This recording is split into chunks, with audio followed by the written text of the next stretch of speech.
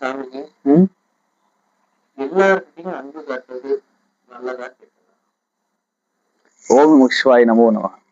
நாராயணா, அன்பு காட்டுறது ரொம்ப நல்ல விஷயம்தான். ஆனா அன்பு நம்மளுக்கு துக்கத்தை மட்டும் தான் கொடுக்கும். ஏன்னா நம்ம பசங்க மேல அன்பு காட்டுவோம், நம்ம மனைவி மேல அன்பு காட்டுவோம், நம்ம சொந்தங்க பந்தங்க மேல அன்பு காட்டுவோம். ஏன்னா அது ஒரு காலகட்டாயத்துல அதுவே நம்மளுக்கு மிகப்பெரிய துக்கத்தை கொடுக்கும். அன்பை காட்டுறதை விட நீங்க பக்தி காட்டி பாருங்க. ஏன்னா நம்மளுக்கு பக்தி காட்டணும்னா, பக்தி சொல்றது ஒருத்தர் அடிப்படையை உருவாக்கப்படுறது இல்லை. எல்லா ஜீவராசிகளுக்கு மேலேயும் பக்தி வந்துடும். அப்ப பக்தின்னு சொல்லி நம்ம கஷ்டம் வந்தாலோ சந்தோஷம் வந்தாலோ நம்மளுக்கு பாதிப்பு ஏற்படாது மாநேரியா. ஏன்னா நம்ம இறைவனை பார்க்கிறோம். பக்தின்னு சொன்னாலும் இறைவனா பார்க்கறது தான். இறைவனா பார்க்கக்கூடிய பாவனை வந்துருச்சுன்னா நம்ம குழந்தைய இறைவனா பார்க்கலாம், நம்ம மனைவியை இறைவனா பார்க்கலாம், நம்மளவே நம்ம இறைவனா பார்க்கலாம். அப்படி பார்க்கும்போது நம்மளுக்கு துக்கம் வராது. எப்போ ஒரு பக்தியோட பாக்குறோமோ அது சமநிலையான பார்வையா உருவாக்கும். நம்மளுக்கு அந்த சமநிலையான பார்வை உருவாயிடுச்சுன்னா ஒருத்தர் அடிப்படையில் உருவாகாது இந்த பக்தின்னு சொல்றது. மிருகங்க மேல பக்தி காட்டலாம், அது இறைவனோட அம்சமா மாறிடும். ஒரு மரத்து மேல பக்தி காட்டலாம், அதுவும் இறைவனோட அம்சமா ஆயிடும். நம்ம குழந்தைகள் மேல பக்தி காட்டலாம், அதுவும் இறைவனோட அம்சமா ஆயிடும். இப்படி எல்லாரு மேலேயும் ஒரே மாதிரியான பாவனைகளோட சேரக்கூடிய பக்தி காட்டிட்டோம்னா நம்மளுக்கு துக்கம் வராது.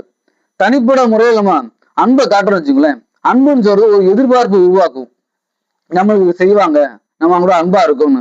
ஆனா அவங்களுக்கு ஏதோ ஒரு ரூபத்துல அவங்களுக்கு கிடைக்கலன்னு வச்சுக்கோங்களேன், அவங்களுக்கு மன கஷ்டம் ஏற்படும். உடம்பு சோர்வு ஏற்படும். இந்த மாதிரியான கஷ்டங்கள் ஏற்படுறதுக்கு நீங்க பக்தியை காட்டிட்டீங்கன்னா இறைவன் ஒரு பக்கம் அவனுக்கு கஷ்டத்தை கொடுத்தா கூட உன் மனசு தேர்த்திக்கும். இப்ப நம்ம இந்த மாதிரி பக்தி காட்டணும், அவங்க கஷ்டப்படுத்திட்டாங்க, இறைவன் இந்த ரூபத்தை கஷ்டப்படுத்திருக்காரு, வேற ரூபத்துல அன்பு காட்டுவார். அப்ப வேற ரூபத்துல அன்பான பக்தி காட்டுவார். அதனாலதான் சொல்றாங்க எல்லாரும் அன்புதான் சிவம்னு சொல்றாங்க. அதான் அந்த சிவனவே பக்தியா பார்த்துட்டோம்னு வச்சுங்களேன், நம்ம கூட எப்பயுமே இருப்பார். பக்தியோட எந்த ஒரு செயல் செய்யறான் அவன் பக்தியோடு செய்யக்கூடிய இந்த செயல் அவன் தலையை குனிந்து இறைவனுக்கு முன்னாடி காட்டும். அவனுக்கு குனியும் போது வர்றவங்க எல்லாருமே உயர்வுக்கு நம்ம வழிவகுக்கும். ஏன்னா அதனாலதான் புராணங்கள்ல சொல்லுவாங்க இல்லையா, இறைவனுக்கு முன்னாடி நம்ம தன்னை உயர்த்தி காட்டுறதுக்கும் பணிஞ்சு காட்டுறதுக்கும் ஒரு வித்தியாசம். அதான் திருவண்ணாமலை சொல்லுவாங்க, சிவனோட அடிமுடியையும் பாதத்தையும் பாக்குறதுக்கு பிரம்மதேவர் தலையை நோக்கி போவாரு, விஷ்ணு பாதத்தை நோக்கி போவாரு. பாதத்தை நோக்கி போகக்கூடிய விஷ்ணு தன் தலையை குனிஞ்சு பக்தியை காட்டின உடனே சிவன் அவரோட பாதத்துக்கு போயிட்டாரு. பிரம்மா தன் அகங்காரத்தோட போறதுனால இறைவனை முழுமையா பார்க்க முடியல. பக்தி செஞ்சவனுக்கு மக்களெல்லாம் பக்தி செலுத்த ஆரம்பிக்கிறாங்க.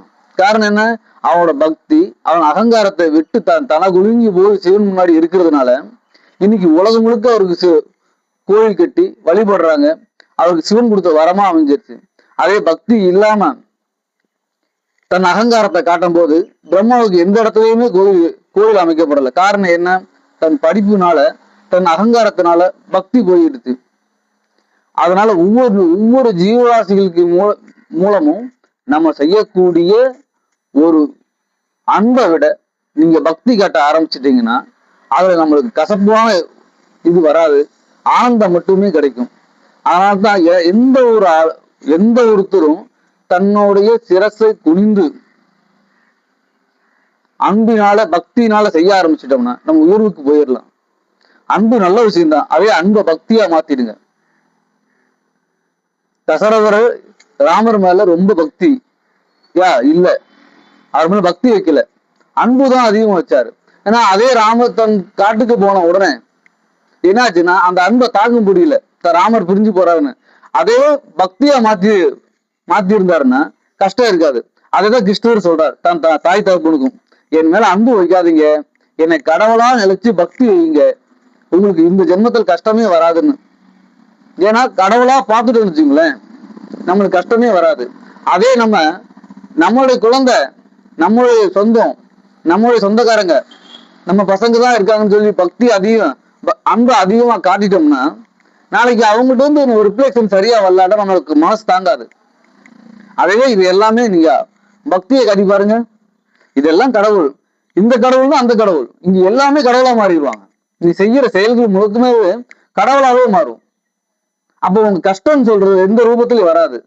வேற ரூபத்துல உங்களுக்கு ஆறுதல் படுத்தும் போது அப்பா கடவுள் இந்த ரூபத்துல வந்திருக்காரு என்னை காப்பாத்துறதுக்கு, இந்த ரூபத்துல உன்னை ஆதரிக்கிறார், இந்த ரூபத்துல வந்துருவாருன்னு சொல்றோம் இல்லையா. அதனால அந்த பக்தியா மாத்துங்க, உங்களுக்கு எப்பவுமே சந்தோஷமா கிடைக்கும்.